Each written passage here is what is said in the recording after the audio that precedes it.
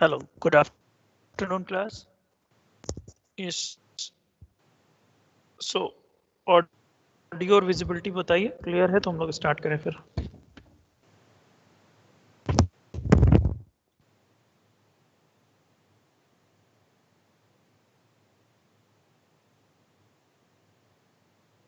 All good, okay. So unit में आगे बढ़ने से पहले दो तीन चीजें श्योर कर लें कि अभी तक हम लोगों ने जो कुछ भी पढ़ लिया उसमें कहाँ पर किसी को कोई डाउट है तो वो बता दे, तो हम लोग उसको डिस्कस कर लें, अदरवाइज आगे चलें। ठीक है, अपना क्वेश्चन क्लियर लिख के भेजो। इसीलिए कल मैंने डीबीएमएस वाले ग्रुप पे भी डाला था कि अगर आपके कुछ क्वेश्चन रह जाते हैं, बेसिकली 3-1 में जाता था, 3-2 में तो ऐसा कुछ नहीं। 3-1 में कुछ क्वेश्चन कल थे जो लोग पूछना चाह रहे थे, तो अगर कुछ हो तो बताइए, अदरवाइज में एक बार हम लोग रिवाइज कर लें कि हम लोगों ने बहुत अलग तरह की इमोजीज से तुम लोग रिएक्ट करते हो एक दूसरे के कमेंट्स पे, तो समझ में आता है, वो मत किया करो। Voice is breaking.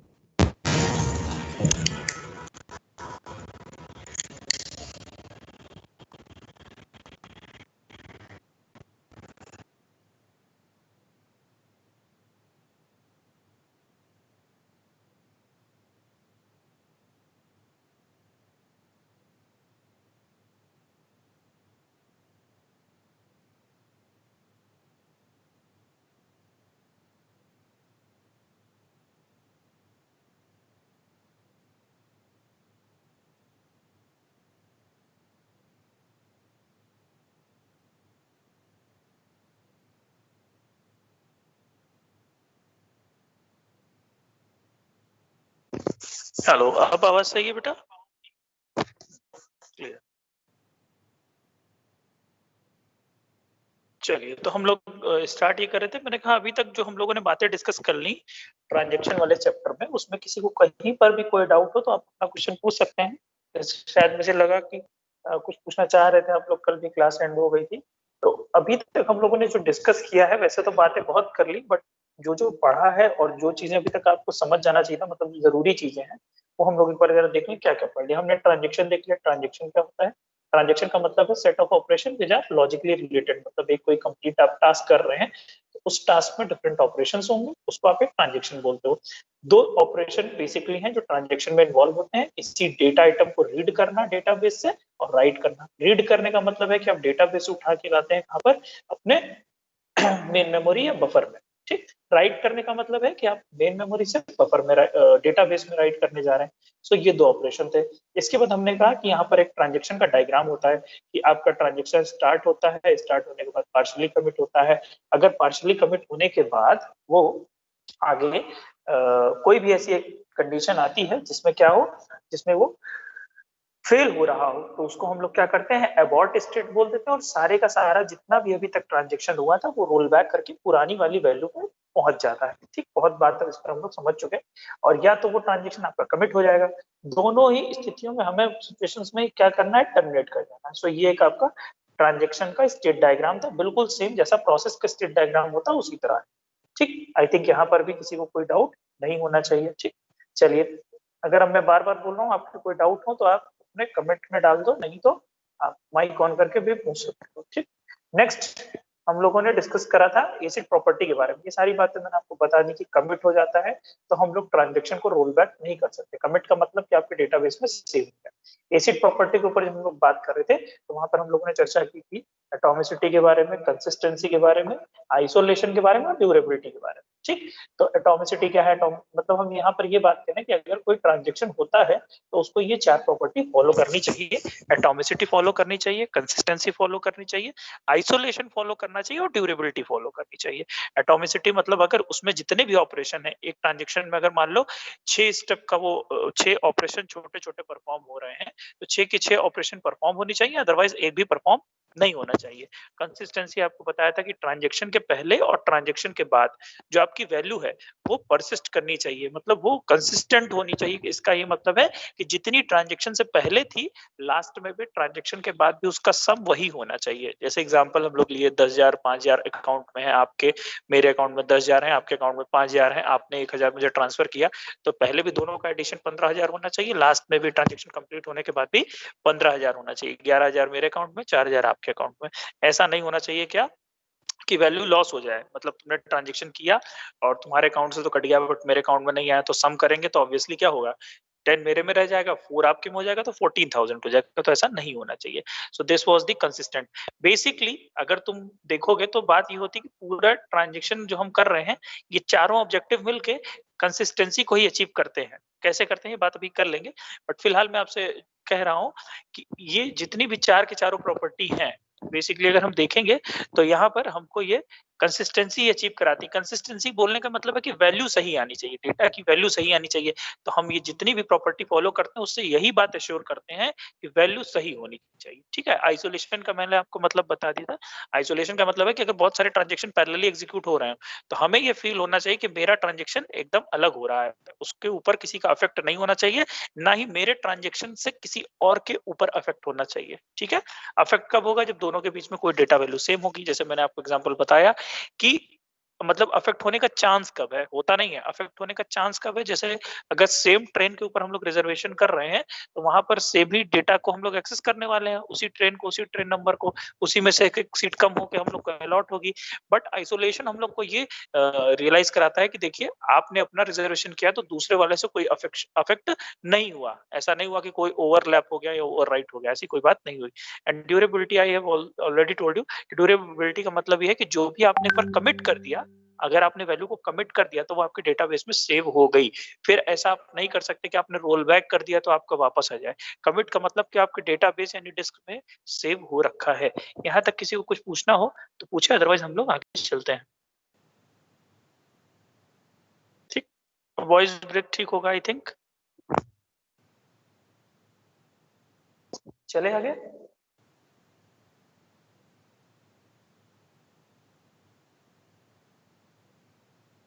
जिसके दिमाग में जो भी सवाल है वो पूछ सकता है, मैं बार बार कह रहा हूँ। ओके, यहाँ नहीं कर पाओ तो व्हाट्सएप पे मैसेज कर दो।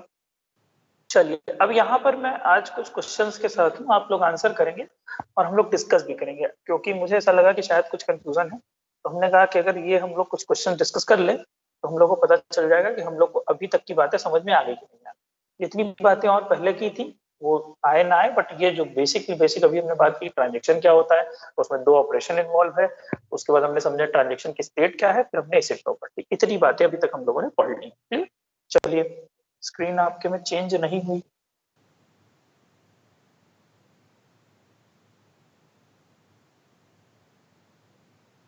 चलिए, यहाँ पर देखिए मैं कुछ क्वेश्चन डिस्कस कर रहा हूँ, आपको विजिबल है या नहीं पता नहीं। विजिबल है बेटा?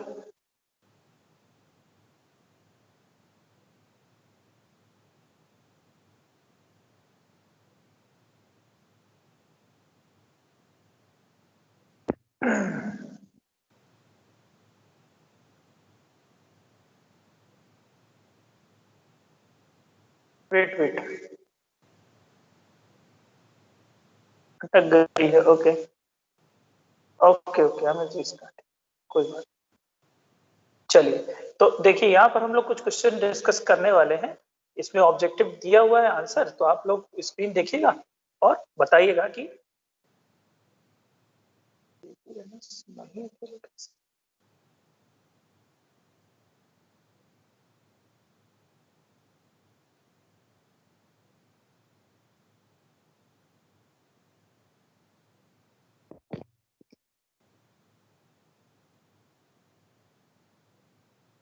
आई थिंक अब विजिबल होगा, चेक करो।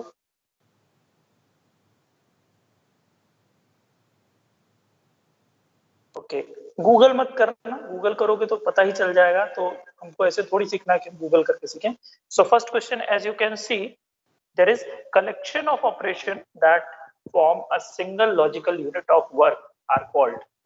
जल्दी से आंसर बताओ, which is the answer, A B C D, there are four option, you need to tell। अच्छा ऐसे बताइए, वन डॉट उसके बाद उसका ऑप्शन कौन सा करेक्ट है। सो वन डॉट, जल्दी बताओ, A B C D में से कौन सा करेक्ट है। एबीसीडी में से कौन सा करेक्ट है, जल्दी बताइए, बहुत इजी है, पढ़ चुके हैं इसको हम लोग। ट्रांजेक्शन पूरा लिखो चाहे ना, हाँ 1D ऐसे ऐसे बता दोगे तो ज्यादा अच्छा रहेगा। So the first one is correct. किसी को नहीं समझ में आए तो वो जल्दी से बता सकता है, बहुत बेसिक और बहुत इजी यहाँ पर क्वेश्चंस लेके आए हैं ताकि आप बेसिक थीम समझ सकें इसकी। Yes okay good. So the second question is the all or none property is commonly referred as. The all or none, so two का क्या होगा जल्दी से बताइए। अगर मैं एक भी आंसर देखूंगा जो अलग आएगा तो मैं आपको, और प्लीज कॉपी मत करना, ये आप अपने लिए सीख रहे हैं, किसी और के लिए नहीं। मुझे भी पता है कि अगर आपने 10 मिनट भी सुना होगा तो आप इजिली आंसर कर सकते हैं। Okay the second is yes C, answer is atomicity. Atomicity means what we are, हम लोग ये समझ पा रहे हैं कि इतने 2 दिन से जो हम लोग पढ़ रहे थे, बेसिकली एक ही दिन से, परसों तो कुछ नहीं था। विच of the following is property of transaction, जल्दी बताओ। थर्ड का ऑप्शन बताइए, थर्ड का आंसर। हाँ 2 का सी हो गया, चलिए 2 का सी सही है। व्हाट इज द थर्ड का सी, सॉरी थर्ड का सी कहाँ होगा, थर्ड का क्या होगा ये आप बताएंगे।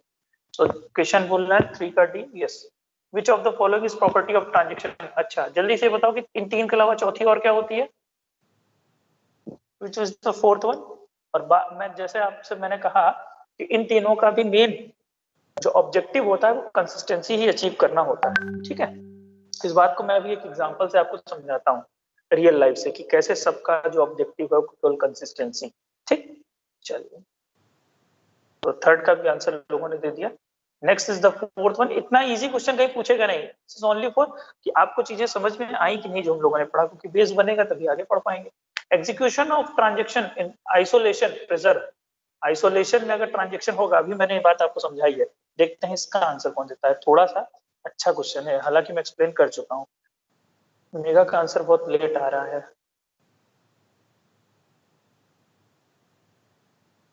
केवल डी मत लिखो, yes consistency. Okay I am asking in the fourth question का आंसर बताओ जल्दी से, क्या होगा फोर्थ का बी, यस गुड। बात समझ में आ गई होगी आपको कि बाकी के 3 मिलके, जैसे हम लोग बोले कि किसी लाइफ में सबसे इंपॉर्टेंट क्या है, तो लोग बोलेंगे पैसा, घर, गाड़ी, और एक ऑप्शन है खुशी, खुश होना, समझ रहे हो, हैप्पीनेस। तो ओवरऑल ऑब्जेक्टिव देखोगे तो पैसा आएगा, गाड़ी आएगी, या कुछ और हो जाएगा, तो ओवरऑल तुम क्या होते हो, ओवरऑल तुम हैप्पी होते हो। बात समझिए मेरी। तो बेसिक वही फंडा है यहाँ पे। किसी ने पूछा भी था कि अलग से हम लोग क्यों लिख रहे हैं कंसिस्टेंसी, तो तुम अपने अपनी जिंदगी के भी कुछ लक्ष्य, कुछ ऑब्जेक्टिव डिसाइड करो, तो ऐसे लिखोगे कि मेरे पास पैसा होना चाहिए, मेरे पास गाड़ी होनी चाहिए, मेरे पास अच्छी नौकरी होनी चाहिए। एक ऑप्शन होगा मैं खुश रहना चाहिए, मुझे प्रॉस्पेरस होना चाहिए। सो ओवरऑल सबका निचोड़ देखोगे तो यही पहुंचोगे कि वो खुश होना चाहिए इंसान। तो बिल्कुल उसी तरह बात है कि ये चारों अचीव करके हम लोग कहाँ पहुंच रहे हैं कि हम कंसिस्टेंट होने चाहिए, हमारा जो डेटा है वो कंसिस्टेंट होना चाहिए। इसीलिए सारा नाटक हो रहा है कि ड्यूरेबल हो, एटॉमिक हो, आइसोलेट हो, ठीक। चलिए यहाँ तो आंसर भी लिख दिया है। फिफ्थ देखिए, व्हाट इज द फिफ्थ, बहुत आसान है, जल्दी बता दो फिफ्थ का आंसर बताइए भाई। हाँ कोई बात नहीं मेगा, कोई बात नहीं।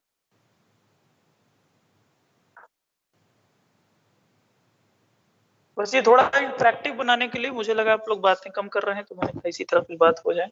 देखिए फिफ्थ 5 का बी, हाँ मोस्टली लोग रिप्लाई कर रहे हैं। कितने लोग ऐड है क्लास में, बहुत गलत कर रहे हो तुम लोग, घर से बैठ के क्लास नहीं कर पा रहे हो, इससे बेकार, पता नहीं तो अपनी क्रेडिबिलिटी खराब करने पे लगे हो। तो फिफ्थ का लोगों ने आंसर कर दिया, आई थिंक फिफ्थ का is B, B is the option. सब लोग सही बता रहे हैं, किसी को कॉन्फ्लिक्ट हो तो प्लीज क्वेश्चन डाल सकता है, ठीक। This is the answer. Next, which of the following system is responsible for ensuring durability, हाँ यस जल्दी बताइए। अब ये देखते हैं सिक्स्थ का आंसर कौन देता है, गूगल मत करना, मैं बार बार बोल रहा हूँ, मुझे कुछ ये नहीं पता करना कि कौन रिप्लाई जल्दी दे रहा है, सही दे रहा है, ये आपके सीखने के लिए। Sixth is recovery system, okay. और बताइए, अभी तुमको इसमें कॉन्करेंसी कंट्रोल सिस्टम का मतलब है नहीं पता, तुमने रिकवरी सिस्टम कैसे बता दिया, मतलब गूगल चल रहा है।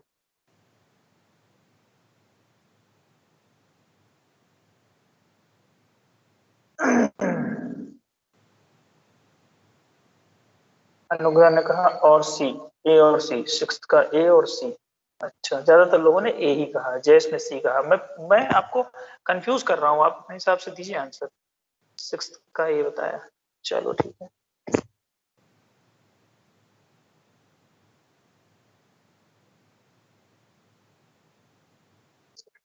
हाँ ठीक है, ये है सिक्स्थ का है, तो आई थिंक सबको क्लियर होगा क्यों ऐसा बोल रहे हैं। थोड़ा सा इस पे बात कर लें, क्योंकि एक आध लोग कंफ्यूज हुए हैं कि सी हो सकता है क्या। तो कोई बात नहीं, कंकरेंसी कंट्रोल का मतलब जानते हो क्या? कंकरेंट का मतलब पहले समझो। कंकरेंट का मतलब होता है पैरेलल। मतलब जब आपके कई सारे ट्रांजेक्शन, बेटा ध्यान से सुनना, बहुत आसान बताने वाला हूँ। जब बहुत सारे ट्रांजेक्शन आपके पैरेलल चलते हैं, तो पैरेलल चलने में क्या होता है कि हो सकता है किसी एक रिसोर्स को ये जो पैरेलल में ट्रांजेक्शन चल रहे हैं सेम टाइम पे एक्सेस करना चाह रहे हो। ऐसा हो सकता है सेम टाइम पे एक्सेस करना चाह रहे हो, तो उस समय जो हमारी रिसोर्स की वैल्यू है वो गड़बड़ हो सकती है, कंसिस्टेंट नहीं हो सकती। तो जब पैरेलल वाला कंसेप्ट चलता है तो वहां पे कौन आता है? Concurrency control system. यहाँ हम बात करें ड्यूरेबिलिटी की, तो वो क्या कह रहा है? रिकवरी सिस्टम से जुड़ा हुआ है। क्यों? क्योंकि ड्यूरेबिलिटी का ही मतलब होता है कि जब आपका, मैंने बताया था ना, जब मान लो सिस्टम क्रैश कर गया तो आप क्या करते हो? पुरानी वैल्यू पे फिर से पहुंच जाते हो। तो durability is related to recovery system. तो ज्यादातर लोगों ने आंसर किया है। Next is this seventh one, और सेवेंथ का आंसर बताइए। यस यस यस, बिल्कुल बिल्कुल। सर अगर कोई एरर होगा तो उसे रिकवरी सिस्टम ही रिवर्ट कर रहा है, इसलिए यस। कंकरेंसी कंट्रोल पता है ना? कंकरेंसी कंट्रोल का मतलब होता है जब ट्रांजैक्शन पैरेलल चल रहा हो। बेटा बात समझना, जैसे रेस कंडीशन और वो याद करो ऑपरेटिंग सिस्टम वाला। तो क्या कहते थे कि अगर 3-4 प्रोसेस एक साथ किसी रिसोर्स को एक्सेस करने वाले हैं तो उस रिसोर्स की वैल्यू गड़बड़ हो सकती है। मतलब कि पहले कौन कर रहा है, बाद में कौन कर रहा है, इससे उस रिसोर्स की वैल्यू पे अफेक्ट पड़ सकता है। ठीक है? तो यही बात हम लोग यहाँ पे कह रहे हैं कि जो तुम्हारी ड्यूरेबिलिटी है वो ये चीज श्योर करती है कि रिकवरी कैसे होगी। रिकवरी सिस्टम का पार्ट है कि तुमने अगर वैल्यू को डेटाबेस में सेव कर दिया है तो उसके बाद चाहे कुछ भी तरह का सिस्टम क्रैश हो जाए, आपका वैल्यू रिटेन करती है, और वैल्यू रिटेन करने का मतलब रिकवरी से ही होता है। ठीक है? सेवेंथ का लोग बता रहे हैं सी। वेरी गुड, बहुत अच्छा बताया। सेवेंथ का जिसने बताया बहुत सही। Concurrency control system. क्यों? आइसोलेशन का मतलब पैरेलल, पैरेलल का मतलब कंकरेंसी कंट्रोल, इसीलिए क्वेश्चन को मैं लेके आया। ठीक, बहुत अच्छे। पूछा है क्या तुम लोगों ने? क्वेश्चन मार्क क्यों लगाया है अनुग्रह? क्वेश्चन मार्क क्यों लगाया? मैं देख लूं जरा कौन कौन रिप्लाई कर रहा है। अमन, किशन, जयेश, मेघा, ऐमान, अनुग्रह, दिलीप, मेघा। मतलब यहाँ 30 में केवल और केवल 10 बच्चे रिप्लाई कर रहे हैं। कितनी बेकार बात है ये। बाकी ने क्लास ज्वाइन करके ऐसे ही छोड़ दिया है। सीरियसली। हाँ, क्या पूछ रहे हो? करेंसी सर, अगर दो जगह वैल्यू आ गया तब रिकवरी काम तो करेगा नहीं। तब तो कंट्रोल सिस्टम, अरे ये कहा जा रहा है कि अगर मान लो सिस्टम में कोई रिकवरी करनी हो, मतलब जो ड्यूरेबिलिटी वाली हम लोग प्रॉपर्टी फॉलो करते हैं, इसका ये किस चीज से रिलेटेड है? तो ड्यूरेबिलिटी वाली प्रॉपर्टी क्या कहती है? ड्यूरेबिलिटी वाली प्रॉपर्टी ये कहती है कि अगर आपने वैल्यू को सेव कर दिया है, वैल्यू को आपने फाइनल कमिट करके सेव कर दिया है, तो वो फिर खराब नहीं होनी चाहिए। मतलब उसको अब कोई भी अपडेट डिलीट नहीं कर सकता है। उसको तुमने एक जगह पर रख दिया, डेटाबेस में तुमने उसको सेव करके रख दिया है। तो अब अगर मान लो कोई भी फॉल्ट आती है, कोई भी प्रॉब्लम आती है, तो हम लोग क्या करते हैं? उसी वैल्यू से उठा के फिर काम करना शुरू करते हैं। तो इसलिए यहाँ पर रिकवरी सिस्टम से रिलेटेड है। कंकरेंसी कंट्रोल का मतलब होता है कि जब अगर बहुत सारे ट्रांजेक्शन पैरेलल चल रहे हैं और वो किसी एक वैल्यू को एक्सेस करना चाहते हैं, तो जो मैकेनिज्म अप्लाई होती है वो कौन करता है? Concurrency control system. वो यही देख ही रहा है कि कॉन्करेंट कितने प्रोसेस चल रहे हैं, तो वो सेम जो शेयर्ड रिसोर्स है उसको कैसे एक्सेस करेंगे, इस बात से मतलब होता है। ठीक है? तो आइसोलेशन ऑब्वियसली उसी से जुड़ा हुआ है। ठीक, अगर नहीं समझ में आ रहा तो माइक ऑन कर लो। मैं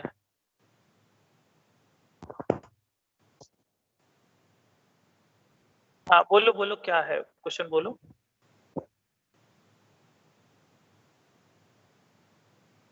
हाँ फिर, हाँ हाँ, मतलब पुरानी वैल्यू पे, प्रीवियस वैल्यू पे। हाँ,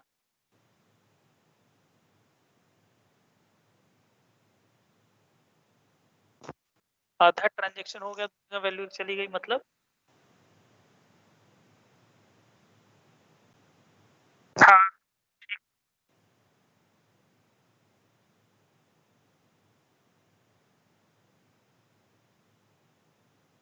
हम्म। नहीं तो वैल्यू चेंज होता नहीं ना बेटा, यही तो तुमको सबसे पहले दिन हम लोगों ने डिस्कस किया था कि वैल्यू डायरेक्ट नहीं चेंज होता। ये जो पूरा ट्रांजैक्शन का साइकिल पढ़े हम लोग, स्टेट पढ़े, तो क्या होता है कि वैल्यू के ऊपर जब ऑपरेशन होना है तो पहले वो वैल्यू क्या आती है हमारी रैम में, रैम के ऊपर ऑपरेशन परफॉर्म होता है। अगर 6 के 6 स्टेप जितने भी होने हैं, वो जब सक्सेसफुल हो जाएँगे, तब फाइनली वो कमिट बोला जाएगा, तब वो फाइनली डेटाबेस में लिखा जाएगा। ठीक है?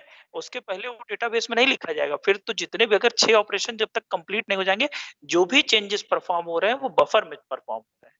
ठीक? फाइनली नहीं हो। हुँ।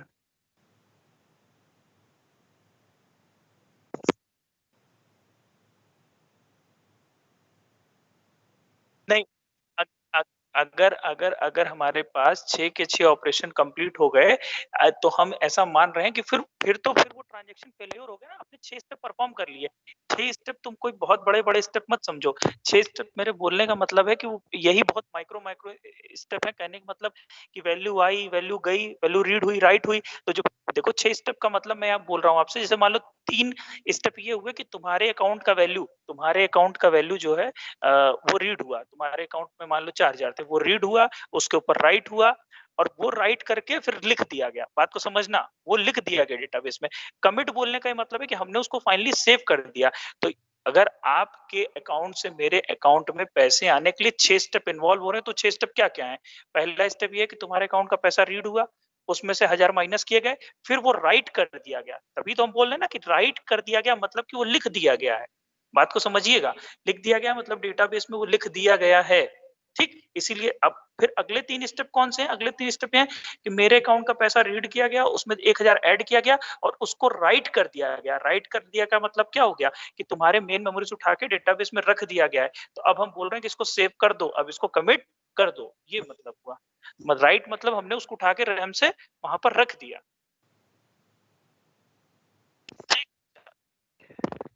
स्टेट ट्रू और फॉल्स 8वें का बताएं भाई आंसर, ठीक बताओ। 8 का ए ट्रू है। बाकी लोग भी देखें जरा, आंसर करें।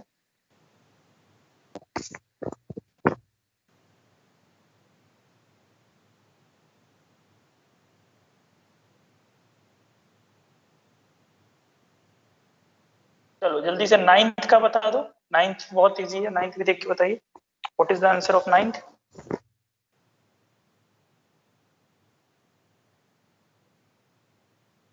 1 2 3 4 5 लोगों ने 8th का रिप्लाई दिया है और क्लास में बच्चे कितने हैं? 34।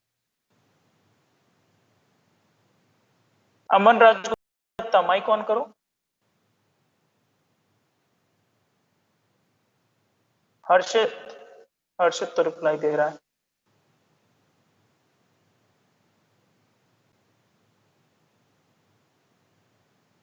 जैद अंसारी माइक ऑन करो बेटा। अमन राजगुप्ता नहीं है क्लास में आज फिर। आनंद माइक ऑन करो। हाँ, कौन है ये? क्या मतलब है तुम लोग इस तरह पढ़ने लिखने? ठीक,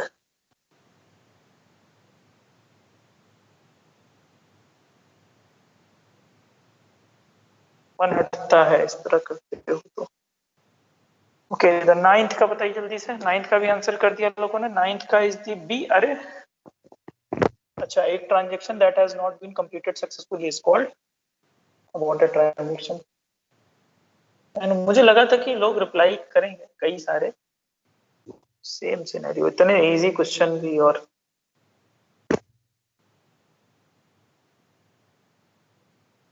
ओके, 9th का भी आंसर सही बात है, बी होगा अबॉर्टेड। 10th का आंसर करिए। Is answer of 10th। दो और है, उसको भी जल्दी करके फिर हम लोग क्लास में आगे पढ़ते हैं। ये जरूरी था ताकि समझ बन जाए। 10th का ये एक्टिव। अरे 10th का क्या बता रहे हो अनुग्रह? ये तो ए, 10th का ये कैसे हो सकता है? 10th का B. Which of the following is not a transaction state? Diagram भूल गए क्या? यस, 10 का डी। 10 का डी है। 11 का क्या है? Execution sequence. ये रहने दो, ये भी मैं बताऊंगा। इसको रहने दो, आ जाओ नेक्स्ट आ जाओ। The system that control the interaction between executive transaction is called, ये भी रहने दो, ये मैं बताऊंगा 11-12 में मैं आपको बताऊंगा, ठीक है। तो 10 तक के आंसर में किसी को कहीं पर भी कोई डाउट हो पूछ सकता है। अनुग्रह आई थिंक क्लियर हो गया होगा जो तुमने पूछा होगा, गलत क्लिक हो गया, ओके ठीक, ओके ओके ओके। सो यहाँ तक सबको क्लियर है, मतलब हम लोगों ने जो समझा है, जो पढ़ा है 2 दिन में, वो बातें आपको समझ में आ गई हैं, ठीक। चलिए अब हम लोग आगे स्टार्ट करते हैं, ठीक। आगे स्टार्ट करने में, अच्छा कंसिस्टेंसी अश्योर कौन करता है, ये एक बात है। देखो कंसिस्टेंसी अश्योर करता है जो आपका प्रोग्रामर होता है, जो आपका एप्लीकेशन प्रोग्रामर होता है ना। डेटाबेस स्ट्रक्चर जब हम लोग पढ़े थे, बड़ा वाला डायग्राम जिसमें 4-4 ब्लॉक थे, तो वो अगर हम लोग को याद हो तो उसमें क्या था, जो तुम्हारा एप्लीकेशन का प्रोग्रामर होता है वो ये बात अश्योर करता है कि आपके डेटाबेस में कंसिस्टेंसी होनी चाहिए। एप्लीकेशन प्रोग्रामर कहने का क्या मतलब है कि भाई जो उस चीज का प्रोग्राम लिख रहा होगा, जो उसका डेवलपर होगा, वही तो ऐसा लॉजिक लगाएगा ना कि अगर 4-5-6 में से कोई भी स्टेप रह जाता है तो रोल बैक करके पुरानी वाली स्टेट पे पहुंच जाए, ठीक है। तो कंकरेंसी कंट्रोल क्या होता है, ये सब हम लोगों ने पढ़ लिया। चलिए अब आगे समझते हैं, ठीक। अब मैंने कल आपसे एक बात कही थी, जहां पर क्लास हमने खत्म की थी, वहां पर मैंने आपसे एक बात कही थी कि देखिए ऐसा है कि अब हम लोगों ने समझा कि ट्रांजेक्शन में क्या क्या चीजें होती है। नेक्स्ट एक बात होती है जिसको हम लोग बोलते हैं शेड्यूल, ठीक। एक टर्म होता है शेड्यूल, तो पहले समझो शेड्यूल का क्या मतलब होता है। शेड्यूल का मतलब होता है बेटा कि आपका जो सेट ऑफ ट्रांजेक्शन है, सेट ऑफ ट्रांजेक्शन मतलब जैसे 1 2 3 4 5 10 इस तरह के कोई भी 2 से ज्यादा अगर ट्रांजेक्शन एक साथ हो रहा है तो उसको हम लोग क्या बोलते हैं, शेड्यूल बोलते हैं। बात समझ में आ गई होगी। मतलब अगर हम 10 लोग साथ में किसी एक चीज के लिए ट्रांजेक्शन परफॉर्म कर रहे हैं, सबसे सिंपल एग्जांपल हो सकता है आरसीटीसी हो गया, नहीं तो फ्लिपकार्ट हो गया। अगर हम 10 लोग एक साथ ट्रांजेक्शन कर रहे हैं, that is your concurrent transaction तो है, इसको हम लोग शेड्यूल भी बोल सकते हैं। शेड्यूल को बोल रहे हैं क्योंकि जब मल्टीपल ट्रांजेक्शन चलता है साथ में, मल्टीपल ट्रांजेक्शन साथ में चलता है, तो उसको हम लोग क्या बोलते हैं, शेड्यूल बोलते हैं। बस ऐसा समझ लो, set of transaction is schedule, ठीक। अब मैंने आपको कल एक छोटी सी बात बताई थी, यहाँ पर देखो जरा सा। एक बोला मैंने आपसे कि एक सीरियल शेड्यूल होता है और एक होता है तुम्हारा नॉन सीरियल शेड्यूल, ये जिसको हम लोग कॉन्करेंट शेड्यूल भी बोल सकते हैं। जाहिर सी बात है कॉन्करेंट बोल सकते हैं, पैरेलल बोल सकते हैं, बहुत तरह का शेड्यूल बोल सकते हैं, ठीक है। क्या मतलब है इस बात का, आइए जरा सा देखते हैं, एग्जांपल आपको दिखाना था। इस पे शायद मेरे ने कहा था कि फिर से बता दीजिएगा बात, इसलिए मैं वहीं से बात शुरू कर रहा हूँ, हालांकि लौट के भी फिर चलूंगा वहीं पे जहां से शुरू हुए थे। ये देखो, ठीक। शेड्यूल का मतलब समझो, शेड्यूल मतलब जब 2 या 2 से ज्यादा ट्रांजेक्शन हो रहे हैं, 2 या 2 से ज्यादा ट्रांजेक्शन हो रहा है। मेरी बात समझिएगा बेटा, जैसे ये T1 ट्रांजेक्शन है, ये T1 ट्रांजेक्शन पूरा का पूरा क्या है कि किसी के अकाउंट से पैसा निकल के किसी के अकाउंट में चला गया, ये पूरा एक ट्रांजेक्शन है, ये पूरा एक दूसरा ट्रांजेक्शन है, ठीक है। जैसे देखो यहाँ पर अगर आपको जो दिख रहा हो, कर्सर दिखता है तुम लोग को, मैंने चेक कर लिया, ठीक। ये देखो यहाँ पर शेड्यूल 2 देखिएगा, शेड्यूल 2 S2, ये पूरे का पूरा एक ट्रांजेक्शन हो रहा है और ये पूरे का पूरा दूसरा ट्रांजेक्शन हो रहा है, ठीक। इसको जो भी जब हम लोग कई सारे ट्रांजेक्शन को एक साथ लिखते हैं बेटा, तो उसको क्या बोलते हैं, शेड्यूल बोलते हैं। Set of transaction is known as schedule. बस इतनी सी बात मैं आपको बता रहा हूँ, कुछ बता ही नहीं रहा हूँ, ठीक। अब मैंने आपसे ये कहा कि देखो 2 तरीके का शेड्यूल होता है।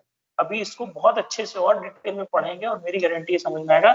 अभी जैसे मैं आपसे बता रहा हूँ वैसे समझते चलो। 2 शेड्यूल होता है, एक को बोलते हैं सीरियल शेड्यूल और एक को बोलते हैं पैरेलल या कॉन्करेंट, कुछ भी बोल सकते हैं ना। पैरेलल और कॉन्करेंट का मतलब क्या होता है कि जब दोनों पैरेलली चले। अब क्यों सीरियल बोल रहे हैं S2 को, बात समझिए।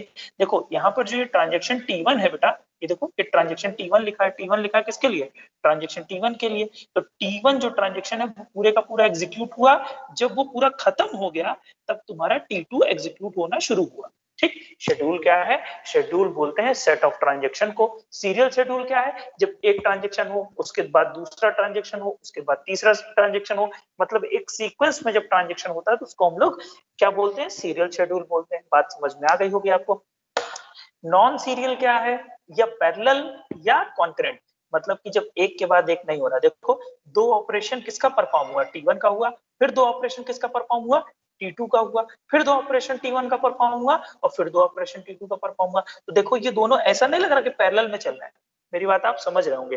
क्लियर है यहाँ तक? तो ये मेरा कहलाता है सीरियल शेड्यूल और ये मेरा कहलाता है नॉन सीरियल शेड्यूल। मैंने अभी आपको कुछ नहीं बताया है, मैंने आपको केवल इतनी सी बात बताई है कि शेड्यूल क्या होता है। Schedule is set of transaction. Set of transaction को हम लोग क्या बोलते हैं? सेट ऑफ ट्रांजेक्शन को हम लोग शेड्यूल बोलते हैं। और ये दो तरीके के हैं, यहाँ पर मैं लिख देता हूँ। Set of transaction, set of transactions क्या होते हैं आपके, इसको हम लोग क्या बोलते हैं? शेड्यूल बोलते हैं। ठीक, चलो आई थिंक यहाँ तक किसी को कोई दिक्कत नहीं होनी चाहिए। ठीक, set of transaction is schedule. Schedule कितने टाइप का होता है? एक सीरियल होता है और दूसरा क्या होता है? नॉन सीरियल, या जिसको मैं और क्या बोल सकता हूँ? नॉन सीरियल बोल सकता हूँ, या मैं इसको पैरेलल बोल सकता हूँ। पैरेलल वैसे कोई नहीं यूज करता, कॉन्करेंट ही सबसे ज्यादा चलने वाला टर्म है, कॉन्करेंट। ठीक, कॉन्करेंट बोल सकते हैं। ये दो तरीके के हमारे पास शेड्यूल होते हैं। अब बात को समझिएगा बेटा, ठीक, जो मैं पूछ रहा हूँ वो आंसर आप ही लोग देंगे। अच्छा बताओ, कॉन्करेंट यूज करने का फायदा बताओ। कॉन्करेंट अगर हम लोग चलाएंगे तो उसका बेनिफिट क्या है? अपने दिमाग सोच के बताइए कि अगर हम लोग ये जो शेड्यूल है इसके अंदर जो ट्रांजेक्शन है, इन ट्रांजेक्शन को अगर पैरेलल चलाएंगे तो उससे हमें सबसे बड़ा फायदा क्या होगा? रिप्लाई करो, जल्दी से रिप्लाई करके बताइए क्या फायदा होगा उसका हम लोग को। Speed execution. अदिति, एक भी रिप्लाई तुमने दिया था अभी तक?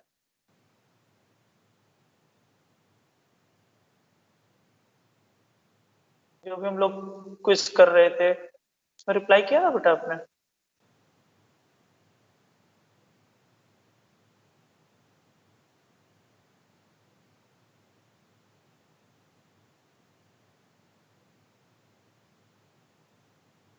स्पीड इंक्रीज होगी।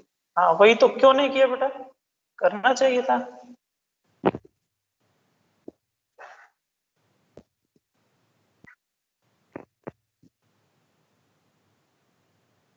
चलिए, तो हम लोग हाँ, टाइम बिल्कुल कम लगेगा।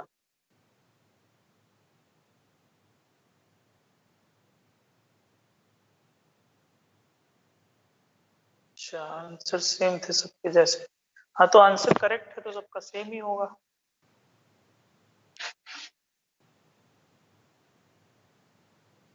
बहुत कुछ सीखना जरूर।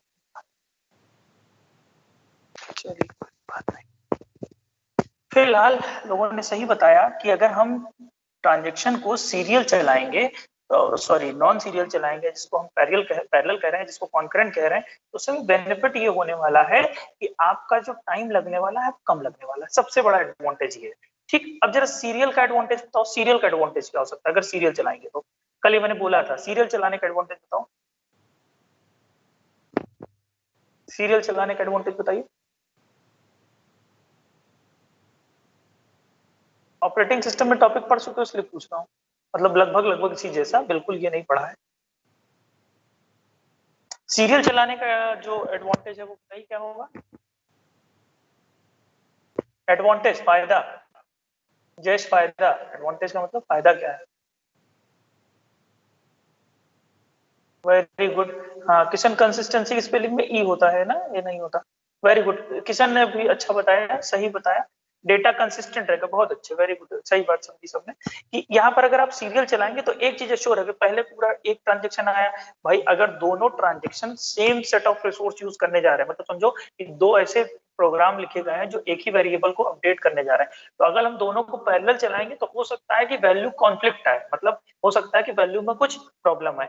बट अगर हमने सीरियल चलाया, मतलब पहला ट्रांजेक्शन चलाया फिर दूसरा चलाया, दूसरा जब तक कंप्लीट नहीं हो गया तब तक तीसरा शुरू नहीं किया, फिर तीसरा चलाया, तो एक चीज एश्योर होती है क्या, कि अगर आपने सीरियल चलाया है तो क्या होगा, रिजल्ट हमेशा सही आएगा। और अगर पैरेलल चलाया तो टाइम कम लगेगा। तो अब हमको करना क्या है, हमारी जो स्ट्रेटजी होती है बेटा वो ये होती है कि हम पैरेलल चलाएं और उसका रिजल्ट हमारे सीरियल के बराबर आ जाए, बस इससे अच्छी क्या बात होगी। मेरी बात समझना, पैरेलल चला भी दो और तुम उसमें कुछ ऐसा रूल रेगुलेशन प्रोटोकॉल लगा दो उसके साथ पैरेलल चलाने के, कि तुम पैरेलल चला तो रहे हो और पैरेलल चलने के साथ साथ ये चीज अश्योर रहे कि रिजल्ट जो है वो सेम आएगा। मतलब किसके सेम आएगा? सीरियल वाले के सेम आएगा। तब हम लोग क्या कहते हैं कि अब ये अप्रोच सही है। मेरी बात समझ रहे हो? क्यों? क्योंकि उसमें रिजल्ट सही मिलेगा, यहाँ टाइम ज्यादा अच्छा मिलेगा। तो अगर हम दोनों को मिला चलाएं, मतलब हम कॉन्करेंट वाले को ही ऐसा चलाएं कि उसका रिजल्ट अगर सीरियल के बराबर आ जाए तो उससे अच्छी कोई बात नहीं। बस ये हम लोग को समझना है। तो लेकिन उसके पहले एक छोटी सी बात हम लोग ये समझने वाले हैं कि अगर आप बिना रूल रेगुलेशन के नॉन सीरियल या पैरेलल को चलाएंगे तो क्या प्रॉब्लम आएगी, वो प्रॉब्लम ये होती है। देखो ये कुछ प्रॉब्लम है, मैं आपसे क्या बात कर रहा हूं कि अगर आपने नॉन सीरियल को बिना किसी रूल रेगुलेशन प्रोटोकॉल का इस्तेमाल किए हुए बस ऐसे ही नॉन पैरेलल चला दिया, कभी कोई चल जाए कभी कोई चल जाए, तो दिक्कत आएगी। इसलिए हम क्या करने वाले हैं, इसीलिए हम ये करने वाले हैं कि हम पहले समझ लें कि किस किस तरीके की दिक्कत आ सकती है। तो देखो यहाँ पे क्या लिखा है, concurrency problems in transaction, that's mean when the transactions are executed in concurrent manner, what kind of problems could be there. So first one is dirty read, second one is unrepeatable read problem, third one is lost update, and the fourth one is phantom read problem.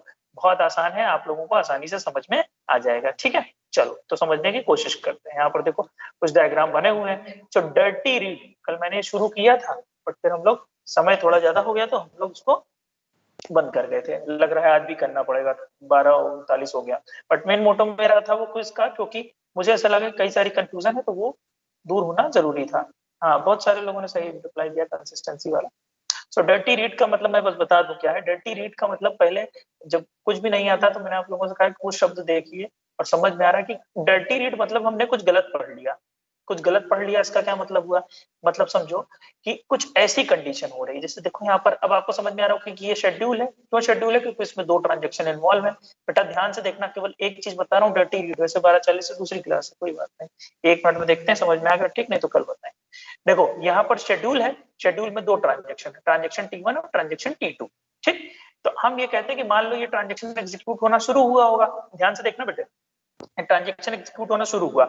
हम कौन सा पढ़ रहे हैं, हम पढ़ ये रहे हैं कि अगर कॉन्करेंट मैनर में एग्जीक्यूट होता है तो क्या प्रॉब्लम आ सकती है। वही प्रॉब्लम हम लोग यहाँ समझने की कोशिश कर रहे हैं कि अगर आपने ये देखो ट्रांजेक्शन T1 का 2 स्टेप चलाया और इसने कोई वैल्यू रीड कर ली। ये वैल्यू रीड कहाँ स्टोर करा होगा, ये बफर में। बफर में वैल्यू को रीड रखा होगा अभी, क्योंकि हमने कमिट नहीं किया। तो ये राइट करने का मतलब बफर में हमने वैल्यू रख दी, उसी बफर वाली वैल्यू को उसने उठा के पढ़ लिया। बात को समझना, पढ़ने के बाद ये तो कमिट कर गया, कमिट कर गया, ट्रांजेक्शन T2 आपका कमिट कर गया। बट थोड़ी देर बाद, अच्छा T1 अभी तक कमिट नहीं किया था, T1 ने कमिट नहीं किया था, आर उसने एक वैल्यू रीड की, उस वैल्यू को अपडेट किया और बफर में रख दिया। बफर में रखने के बाद यहां से ट्रांजेक्शन T2 ने उसी बफर से वैल्यू को उठा के पढ़ लिया और खुद ऑपरेशन परफॉर्म करके कमिट करके चला गया कि हाँ मेरा काम हो गया। बट थोड़ी देर बाद जो ट्रांजेक्शन T1 है वो क्या किए, वो पलट गए, कहे नहीं हम फेल्योर हो गए, हमने जो वैल्यू यहाँ पे अपडेट की थी हम नहीं मान रहे। तो ये तो पुरानी वैल्यू को क्या करेगा, बोलेगा कि हम लौट जाएं। बट देखिए यहाँ पर प्रॉब्लम हो गई, क्यों, ट्रांजेक्शन T2 उस वैल्यू को कमिट कर चुका है डेटाबेस में, तो इसने एक उस तरह की वैल्यू के ऊपर ऑपरेशन परफॉर्म कर दिया जो एक्चुअल में एग्जिस्ट ही नहीं कर रही। भाई ये फेल हो गया तो सारा स्टेप ऑपरेशन रोल बैक करके कहाँ पहुंच चुका होगा, पीछे पहुंच चुका होगा। बट ट्रांजेक्शन T2 के केस में ये चीज देखो गड़बड़ हो गई, क्योंकि ट्रांजेक्शन T2 ने उस वैल्यू से उठा के कमिट कर दिया जो वैल्यू रियल में एग्जिस्ट ही नहीं कर रही है। आई थिंक आपको डर्टी रीड समझ में आया होगा। इसमें जो भी प्रॉब्लम होगी उसको हम लोग कल डिस्कस करेंगे। और भाई आप लोग क्लास ठीक से करें, मुझे समझ में आ रहा है कि कुछ गड़बड़ बहुत बड़ा चल रहा है। मतलब आई थिंक लगभग 20 बच्चे हैं जो केवल माइक क्लास कनेक्ट करके चले जा रहे हैं। ठीक है, खुद ही आप लोग समझेंगे। देखो ये चीज हम लोगों को खुद समझनी पड़ेगी, अदरवाइज ऐसा ना होता ना तो यूनिवर्सिटी प्रमोट ऐसे आसानी से ना कर देती। ठीक है, तो ये आपको अपनी समझनी चाहिए कि हमें पढ़ना है क्या। चलो ठीक है, thank you class, thank you so much. बाकी बातें हम लोग अब कल डिस्कस करेंगे, समय हो गया है दूसरी क्लास का। ठीक, 50 तक है, 1 मिनट, 12:50 तक है ना क्लास, कोई बता भी नहीं रहा। नहीं नहीं नहीं, 12:50 तक है। Okay okay okay, wait wait wait, class तो 12:50 तक है, 12 से 12:50, ठीक ठीक, अभी तो चल सकते हैं। नहीं नहीं नहीं, वेट वेट, तो बता भी नहीं रहे हो 12:50 तक है, मुझे लगा 40 तक। चलिए, तो ट्रांजेक्शन में हम लोग देखते हैं। ट्रांजेक्शन में बेटा क्या देखा, ये T1 है, ये T2 है। मैं आपसे बात कह रहा हूँ कि आपके डर्टी रीड प्रॉब्लम क्या है, अब और अच्छे से इसको समझ लेते हैं। डर्टी रीड प्रॉब्लम का मतलब है अगर दो ट्रांजेक्शन है और वो किस तरह से एग्जीक्यूट हो रहे हैं बेटा, वो पैरेलल टाइप के एग्जीक्यूट हो रहे हैं। देखो दो ट्रांजेक्शन है और पैरेलल टाइप के एग्जीक्यूट हो रहे हैं, तो पैरेलल टाइप के एग्जीक्यूट होने में क्या प्रॉब्लम आएगी, ये बात हम लोग समझ रहे हैं। हमने कहा पहले टाइप की प्रॉब्लम आ सकती है, अगर वहां पे डर्टी रीड हो रहा है। तो डर्टी रीड हो रहा है का क्या मतलब है, ट्रांजेक्शन, डर्टी रीड का मतलब है कि किसी भी अनकमिटेड वैल्यू को, अनकमिटेड वैल्यू का मतलब समझिएगा कि ट्रांजेक्शन टी वन ने क्या किया, ट्रांजेक्शन टी वन ने कोई वैल्यू पढ़ी, ठीक, मान लो उसने बफर में वो वैल्यू रख दी। यहाँ पर हम एक बोल दे के बता दें आपको, जैसे मान लो पिक्चर को मैं इंसर्ट करूं, शेप को कर देता हूँ, ये है मेरा बफर, ठीक है, और इस बफर में उसने वैल्यू को लिख दिया, ठीक। उसने कहा कि देखिए हम वैल्यू मेरी ए थी, पहले क्या थी वैल्यू, पहले मेरी ए वैल्यू थी जिसकी वैल्यू थी 50। उसने कहा 50 को मॉडिफाई करके हम क्या काम करते हैं, हम इसको उसने राइट भी कर दिया है ट्रांजेक्शन टी वन ने पहले 50 को रीड किया, रीड करने के बाद मान लो उसने ऑपरेशन कुछ परफॉर्म किया, उसमें 10 जोड़ा घटाया और उसने वैल्यू को अपडेट करके बोला कि हम 60 कर दिए, ठीक। आप जब भी ट्रांजेक्शन टी2 शुरू होता है वो क्या करता है, वो उसी बफर से ए की वैल्यू उठाएगा, ए की वैल्यू उठाई, उसने 60 पढ़ी, 60 पढ़ने के बाद उसने कोई भी ऑपरेशन परफॉर्म किया और वैल्यू को कमिट कर दिया, फाइनली डेटाबेस में सेव कर दिया। लेकिन थोड़ी देर के बाद बात को समझिएगा कि जिस ट्रांजेक्शन टी वन ने पहले उसकी वैल्यू को मॉडिफाई किया था, वो कहता है कि हम हो गए फेल, मतलब हो सकता है कोई भी वजह हो सकती है फेल होने की, तो वो फेल हो गया। फेल होने की स्थिति में क्या होगा, ये अपनी ओरिजिनल सिचुएशन पे वापस आ जाएंगे, मतलब ये तो कहेंगे कि मुझे 50 पे आना है, बट सोचो टी2 ने क्या किया होगा, टी2 ने इस 60 के बेसिस पे अपने डेटाबेस में वैल्यू अपडेट कर दी, तो कितनी गलत बात हो गई। क्या बात समझ रहे हैं आप, क्लियर है, जल्दी से बताइए, जो मैं कहना चाह रहा हूँ बात समझ में आ गई। वो ये हुई कि आपके ट्रांजेक्शन टी2 ने, अब डर्टी रीड का मतलब क्या है, डर्टी रीड का मतलब ये है कि अगर कोई ट्रांजेक्शन किसी दूसरे ट्रांजेक्शन की ऐसी वैल्यू रीड कर ले जो अभी तक कमिट नहीं हुई, the value which is not committed till now, और उसको अगर हम रीड कर लेते हैं तो क्या होता है, उसको रीड करने पे हमें यहाँ पर प्रॉब्लम आती है। क्लियर है बात, समझ में आ गई होगी। क्या प्रॉब्लम आएगी, भाई तुम तो कमिट किए नहीं हो, तो हमको वैल्यू हम तुम्हारी वजह से हम चेंज कर लिए, हम कमिट करके चले गए और लास्ट में तुमने जाके कहा नहीं ऐसा नहीं होता, ठीक है। जैसे हम लोग वो करते हैं ना, चीटिंग करते हैं जब, बहुत ये ज्यादा एग्जांपल यूज होता है कि हम लोग जब चीटिंग कर रहे हैं, मान लो किसी की दो लड़के आपस में चीटिंग कर रहे हैं, तो ऑब्जेक्टिव टाइप का क्वेश्चन है, तो तुमने पहले आंसर बी लगाया, तुम्हारा मैंने देख के बी लगा के कॉपी सेव कर दी, आंसर सबमिट कर दिया, बट तुम जिससे मैंने कॉपी किया था उसने अपने बी के आंसर को फिर से ए कर लिया, तो प्रॉब्लम आ गई कि नहीं बी के लिए, बी ने सोचा कि ये आंसर सही था, हालांकि तो चीटिंग का केस है, उसमें तो क्या ही है, बट यहाँ पर भी ये प्रॉब्लम आ सकती है। बिल्कुल वही बात हो रही है कि आपकी वैल्यू से मैंने वैल्यू रीड की और मैं कमिट करके चला गया और आप कह रहे हैं नहीं ये तो होगा ही नहीं, तो कितनी गलत बात है ना। ये तो हम लोग रियल लाइफ में बोल सकते हैं, कोई बोला कुछ और बाद में पलट गया, ठीक। चलिए, तो आपको डर्टी रीड बात समझ में आ गई होगी, अगला चलते हैं। अनरिपीटेबल रीड प्रॉब्लम, इसको समझ लो जरा सा क्या होता है, इसको भी बताने की, देखो मैं बता रहा हूँ, इस एग्जाम्पल से बताऊंगा, आपको जल्दी समझ में आ जाएगा, थ्योरी वोरी पढ़ने का कोई मतलब है नहीं, तो आप लिखिएगा, पढ़ लीजिएगा, उसमें लिखा वही है जो यहाँ पे हम लोग समझ रहे हैं, ठीक। पहले बताओ, डर्टी रीड में किसी को कोई दिक्कत है क्या, डर्टी रीड में किसी को कोई समस्या हो तो बताएं जल्दी से, बताओ, कोई बता भी नहीं रहा है, 50 तक क्लास इतना भी आ गए हो यार, तो बताओ, फिर तो पढ़ाने लिखाने कोई मतलब ही नहीं है।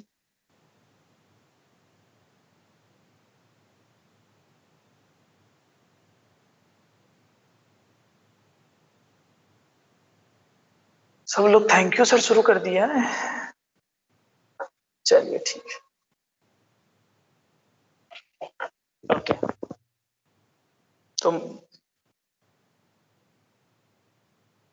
किचन सर, ट्रांजेक्शन में right write operation concurrently execute तो होगा नहीं, राइट ऑपरेशन एग्जीक्यूट होगा, कैसे होगा वो बताऊंगा, अभी बताऊंगा तो फिर उसको बहुत सारी बात करनी पड़ जाएगी, फिर वो कंफ्यूज हो जाओगे, तो अभी रहने दो, क्वेश्चन को रख लो, जब समय आएगा तो बताना, ठीक है, कंकरेंसी जब शुरू करेंगे तब बताना, ठीक। होता है एग्जीक्यूट, मतलब ये है कि ऑर्डर फिक्स रहता है, तो कई सारी बात बतानी पड़ेगी, रहने दो।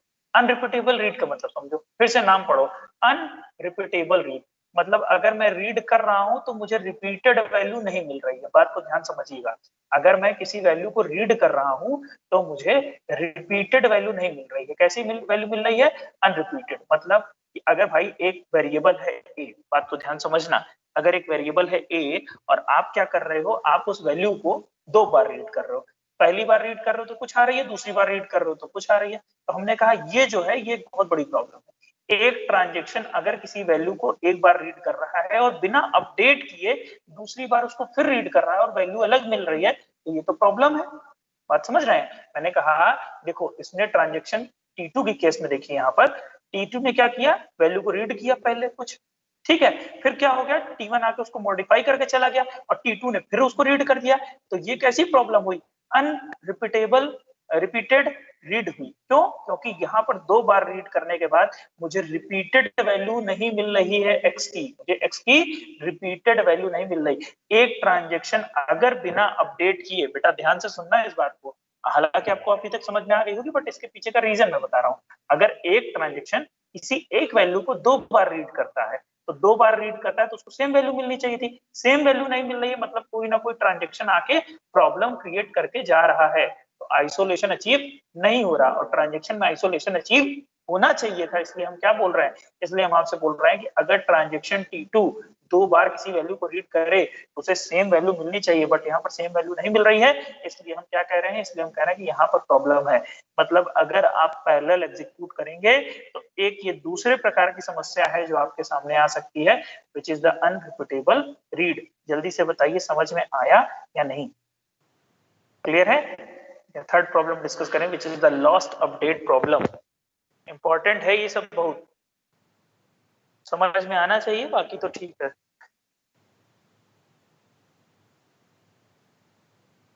क्लियर है?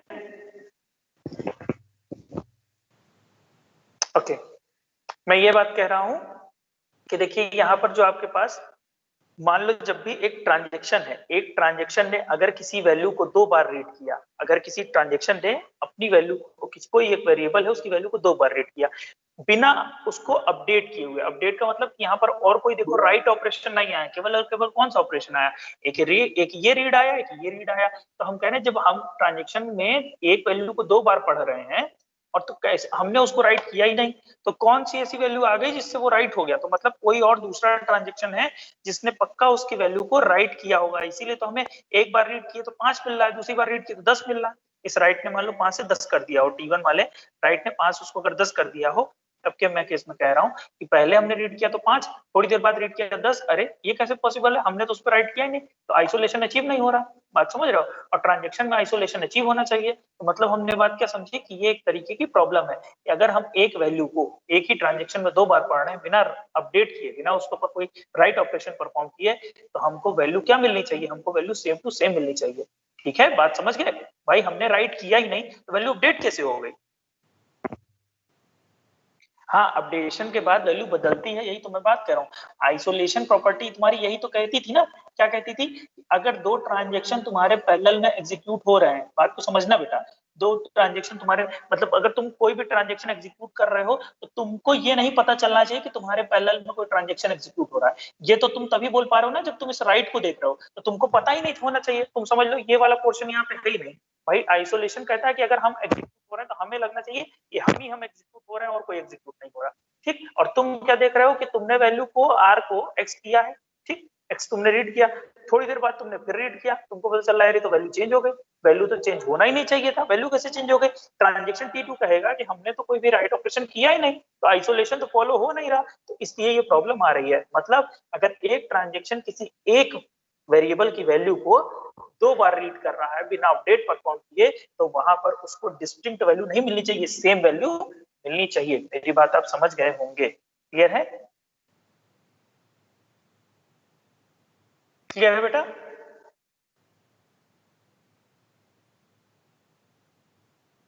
हेलो?